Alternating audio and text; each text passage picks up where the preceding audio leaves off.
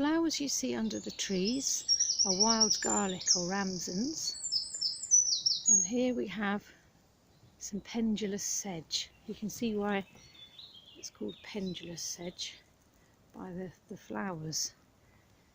I'm going to go around the corner. Some more pendulous sedge there.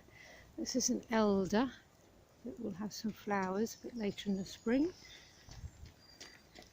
I'm walking along the hedgerow at the edge of the carr, and there's a buttercup.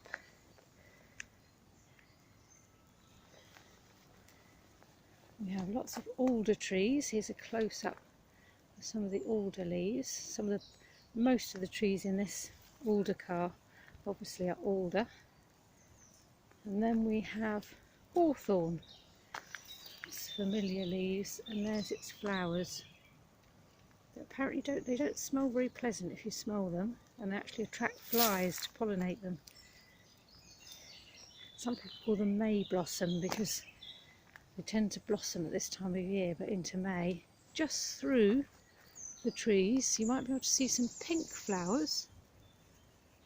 Those are red campion. There's lots of plants growing in the alder carr before the leaves come out and shade them out. This is Guelder rose. This is a very attractive, oops, not very focused, hedgerow shrub there. Very pretty flower. There'll be bigger flowers a bit later in the spring, so we'll photograph them again. I'm looking for a spindle. Aha! Because a spindle has square stems. Can't really see very well from here. Tiny, tiny flowers, but later in the year it will have bright pink berries, really bright pink berries. Moving along a bit. Here we have some more Guelder rose, just starting to come into flower. Sorry about the camera.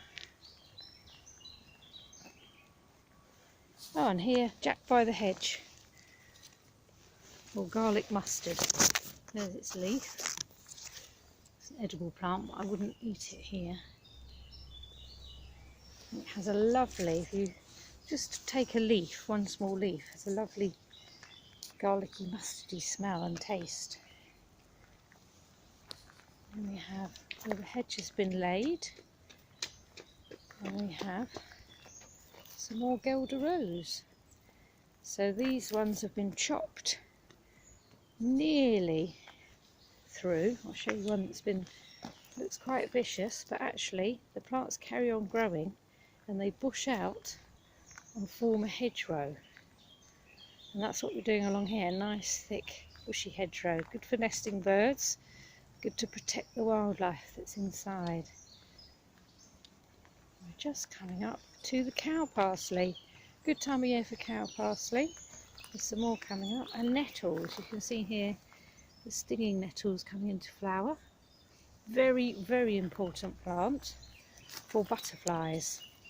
A lot of our native butterflies rely on nettles as a food plant for their caterpillars. And over there we have holly in flower. Not very often you actually see holly flowering.